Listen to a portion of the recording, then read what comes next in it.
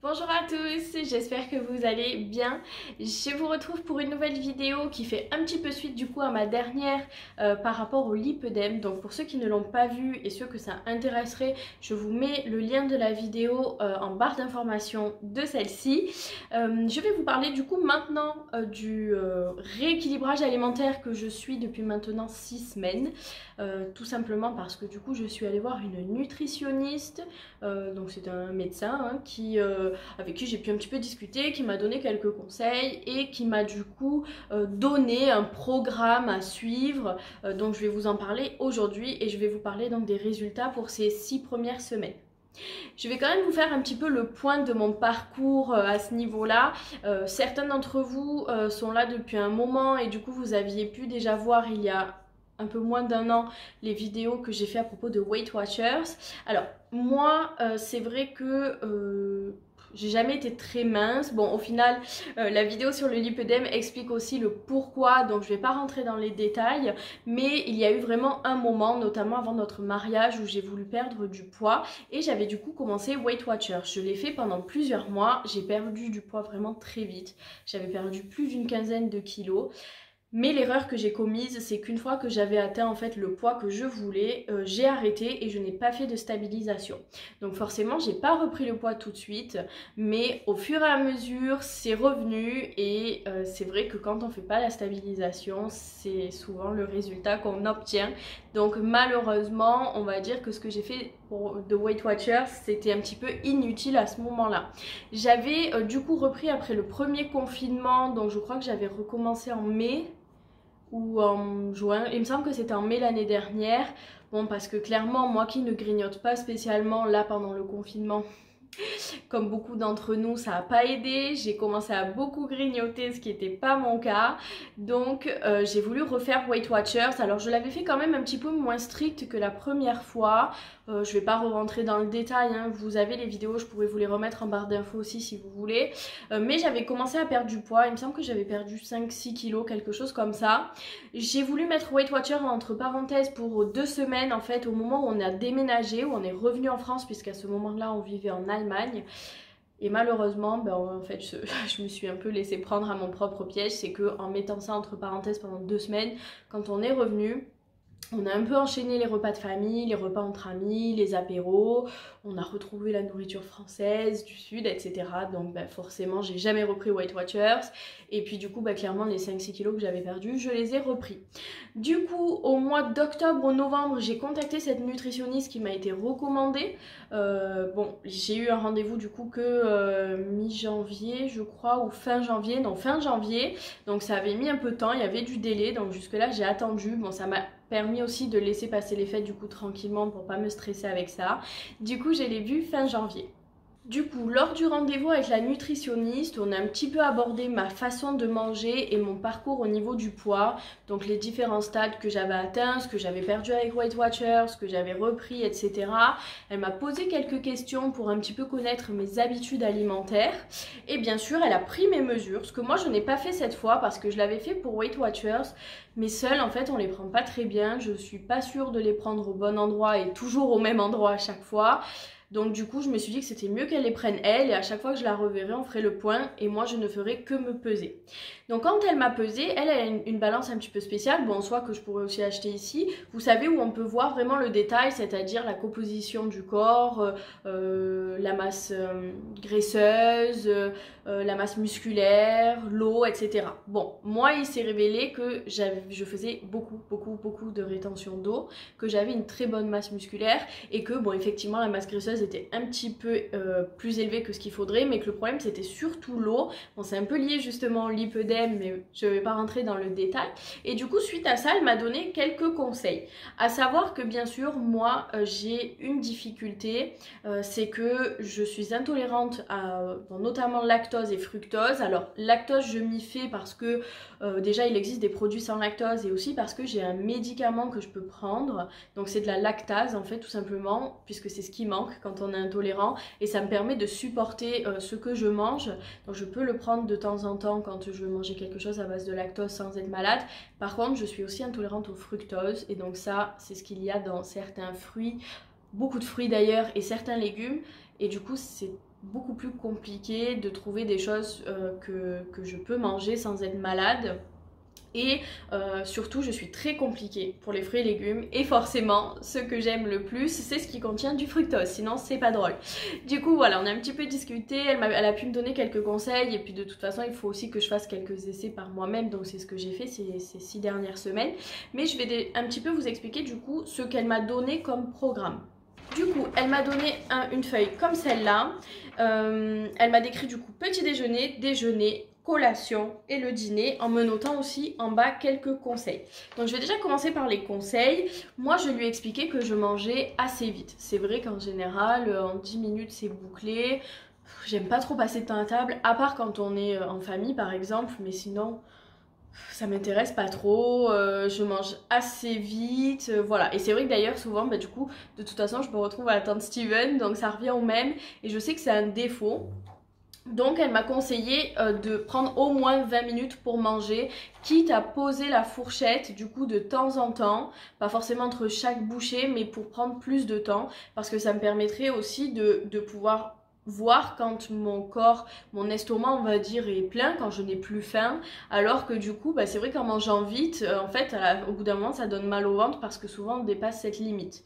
Donc il y a ça. Bon après à savoir que moi, mon problème c'est ni le grignotage, ni les quantités parce que je mange très peu, je fais de petites assiettes à part vraiment quand j'aime un plat en particulier, hein. Je vais vous dire une bêtise, quand on fait une raclette, ce qui arrive peut-être 3-4 fois par an, là c'est vrai que j'ai tendance à être gourmande parce que c'est quelque chose que j'adore, mais en temps normal je fais vraiment de petites assiettes. Donc c'est pour ça que c'est important aussi quand même de reconnaître ses erreurs, de savoir un petit peu s'évaluer et d'en parler avec la nutritionniste qui vous suit, parce que c'est grâce à ça que vous allez pouvoir aussi un petit peu traiter le problème, on va dire.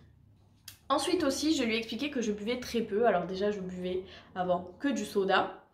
Et en plus, je buvais vraiment très peu. Donc là, elle m'a dit qu'il fallait que je boive 1,5 litre d'eau par jour. Alors, honnêtement, je n'ai pas encore revu la nutritionniste pour le moment pour faire le point, parce que tout se passe bien en soi, donc j'ai pas besoin de la voir tout de suite. Mais par contre, moi, il y a un problème, c'est que je n'arrive pas à boire le 1,5 litre d'eau par jour. Déjà parce qu'en ce moment, il fait pas spécialement chaud, donc c'est pas facile. Mais en plus, j'ai un petit souci. Bon, je parle de tout, il n'y a pas de tabou. N'hésitez pas à me dire en commentaire si pour vous c'est pareil. Mais moi, mon problème, c'est que j'ai tout le temps envie d'aller aux toilettes si je bois beaucoup. Et donc, du coup, clairement, me lever 10 fois par heure, et notamment la nuit, parce que j'ai bu 1,5 litre d'eau, ça m'agace. Donc, du coup, je m'arrête de boire, on va dire, aux alentours de 1 litre, 1,2 litre. Parce que après je sais que je vais pas dormir de la nuit, quoi, clairement. Donc ça, j'en parlerai avec elle. Mais c'est le conseil quand même qu'elle m'a donné. Ensuite, elle m'a aussi dit que du coup pour tout ce qui est soda, qu'en soit tant que c'était 0, elle voyait pas trop le problème, mais qu'il fallait que ce soit en plus du 1,5 litre d'eau. Donc par exemple, si j'ai bu 1,5 litre d'eau par jour, elle a dit que c'était pas un souci si je buvais une canette de Coca 0 par exemple, ou de Schweppes 0, enfin peu importe. Donc ça c'était une bonne chose. Alors bien sûr dans l'eau je vous ai pas dit, mais elle m'a autorisé tout ce qui est sirop 0% pour donner un goût, ou le thé, ou tisane, etc.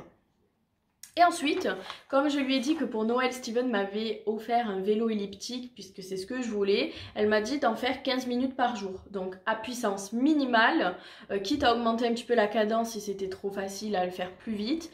Et sans faire plus que 15 minutes, bon moi il y a certains jours où j'ai fait plus parce que je me sentais, ou parfois je le fais quand je suis au téléphone donc je m'en rends pas compte.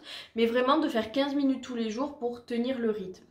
Petite parenthèse aussi, ceux qui ont vu ma vidéo sur le lipœdème, c'est aussi bon pour ça, du coup de faire du vélo 15 minutes par jour, donc sans forcer, mais d'avoir une petite activité physique.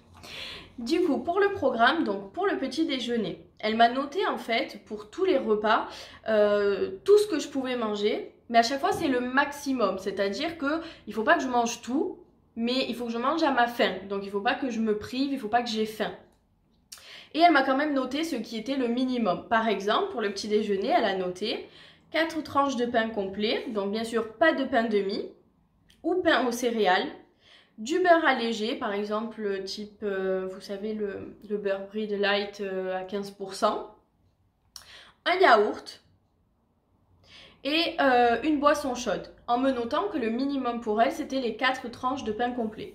Donc moi en général ce que je fais c'est que je mange les 4 tranches de pain complet et je mets un peu de beurre allégé dessus. Ça m'arrive aussi de mettre du fromage carré frais à 0% avec son accord, je lui ai demandé. Et de temps en temps je rajoute un yaourt pardon, donc ça peut être... Moi dans mon cas elle m'avait noté que je pouvais aussi prendre un yaourt au lait végétal parce que par rapport à mes intolérances, mais sinon yaourt bien sûr 0%. Et le yaourt du coup c'est qu'une fois de temps en temps, et la boisson chaude je n'en prends pas parce que tout simplement j'en ai pas forcément envie.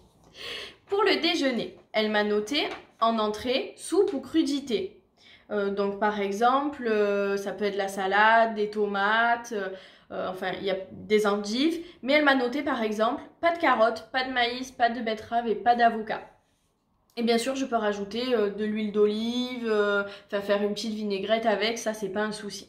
Ensuite une protéine, donc ça peut être viande blanche, viande rouge 2 fois par semaine. Comme par exemple un steak haché à 5% de matière grasse, rhum steak, filet ou faux filet. Sinon du poisson, ou alors 2 tranches de dinde ou 2 œufs, 2 fois par semaine maximum. Légumes à volonté. 4 cuillères à soupe de riz ou de pâtes. Alors en général, 4 cuillères à soupe de riz ou de pâtes cuites. Hein. Elle conseille du riz complet ou des pâtes complètes, sachant que moi, elle m'a dit que je pouvais manger normal, parce que quand on a des intolérances alimentaires comme ça, en général, c'est pas très bon pour le transit. Donc voilà, c'est pour ça qu'elle est un petit peu adaptée quand même à mes intolérances. Et ensuite, un yaourt, donc à 0% ou au lait végétal. Donc encore une fois, ça c'est vraiment le maximum. Moi en général, soit je mange toujours la protéine, avec soit des légumes, soit qu'une soupe par exemple. Et de temps en temps du coup je rajoute les 4 cuillères à soupe de pâtes ou les 4 cuillères à soupe de riz. Et en général le midi je mange le yaourt, c'est rare que je l'enlève. Ensuite il y a une collation vers 16-17 heures. C'est un yaourt, donc soit 0% soit au lait végétal, 2 tranches de pain complet et je peux manger un fruit, tire, pomme, poire, orange ou clémentine.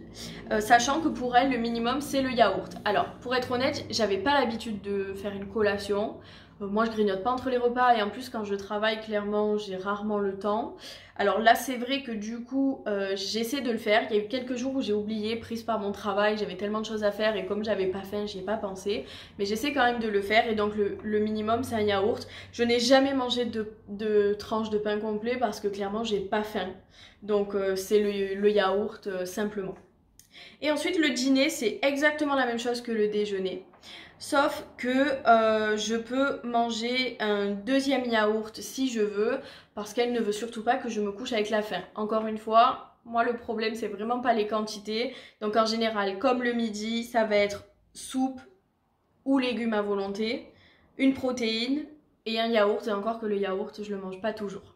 La petite chose quand même que j'ai changé avec tout ça, je lui en ai parlé par message, c'est que c'était pas prévu, elle me l'avait pas noté, mais le week-end en général il y a un repas où je ne suis pas ce programme, tout simplement parce que souvent il y a un repas où on ne mange pas à la maison, où on est avec de la famille, des amis, ou même où parfois on veut par exemple commander des sushis, et moi j'ai pas envie franchement de me priver de tout. Parce que je sais que quand même ça va être quelque chose que je vais faire sur le long terme pour perdre du poids, pour stabiliser. Bon, ensuite le but c'est que je puisse manger de tout et plus suivre un programme, hein. Mais ne serait-ce que pour la partie perte de poids, je sais que ça va quand même durer un peu plus que 6 semaines. Donc, et j'avais pas envie d'être frustrée tout simplement. Donc je lui en ai parlé et elle m'a dit que tant que j'abusais pas, c'est-à-dire que tant que j'en profitais pas pendant ce repas pour me jeter sur tout et n'importe quoi, mais encore une fois c'est pas mon cas, qu'elle voyait pas vraiment le souci. Donc c'est ce que je fais et ça n'a pas empêché du tout d'avoir des résultats, bien au contraire. Alors au-delà du coup du poids, les effets que j'ai pu voir, bon c'est vrai que du coup je me sens quand même plus légère parce que même si avant je mangeais pas beaucoup en quantité, on mangeait pas du tout équilibré, on mangeait très peu de légumes. Donc c'est vrai que forcément on mangeait plus lourd et surtout le soir parfois j'avais un peu mal au ventre, vous savez cette sensation justement d'être lourde quoi. Donc ça c'est vrai que c'est quand même plus agréable. Après je me verrai pas manger comme ça toute ma vie et c'est pas le but d'ailleurs comme elle m'a dit, mais Mais pour le moment, honnêtement, je vois pas trop le problème, surtout en ayant ce repas le week-end où je mange sans suivre le programme. Du coup, en termes de résultats, et bien franchement c'est super. Donc en 6 semaines, j'ai perdu quasiment 5 kilos, vraiment à 100 grammes près. J'ai pas du coup mes mesures et je l'ai pas revu depuis puisque ça se passe bien, donc je la verrai dans un petit moment. Donc je sais pas en termes de mesures, mais je vois déjà avec mes leggings que je porte du coup quand je travaille que ça baille un petit peu, surtout à la taille. Souvent je les mets un peu haut mes leggings et je sens que là ça baille.